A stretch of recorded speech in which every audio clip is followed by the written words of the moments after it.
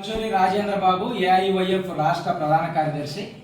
రాష్ట్రంలో నిరుద్యోగులు ఎదుర్కొంటున్నటువంటి నిరుద్యోగ సమస్య పరిష్కారం చేయాలని చెప్పేసి కోరుతూ అఖిల భారత యువజన సమైక్య ఏఐవైఎఫ్ ఆంధ్రప్రదేశ్ రాష్ట్ర సమితి ఆధ్వర్యంలో జనవరి 30న విజయవాడలో నిరుద్యోగ రణబేరి కొలువులకై కొట్లాడదాం రండి అంటూ ఇక్కడ కార్యక్రమం నిర్వహించడం జరుగుతూ ఉంది. ఈ కార్యక్రమంలో పెద్ద ఎత్తున నిరుద్యోగులు పాల్గొని జయప్రదం చేయాలని చెప్పేసి అఖిల భారత యువజన సమైక్య ఏఐవైఎఫ్ రాష్ట్ర సమితిగా నిరుద్యోగకి పిలుపునిస్తా ఉన్నాం.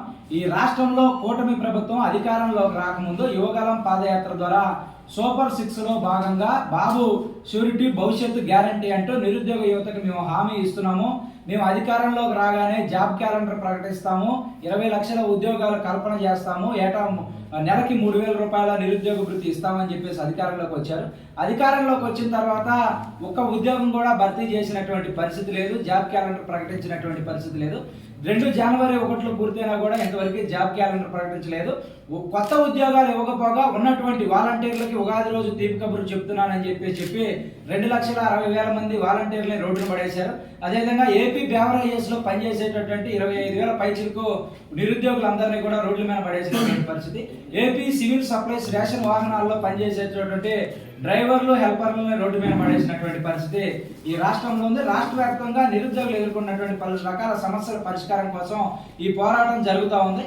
ఈ ఒక పక్క రాష్ట్రంలో స్కిల్ సెన్సెక్స్ పేరుతో నిర్వహించినటువంటి సర్వేలో 1,56,00,000 మంది నిరుద్యోగులు ఉన్నారని చెప్పేసి ప్రభుత్వ గణాంకాలే లెక్కలు చెబుతున్నటువంటి పరిస్థితి.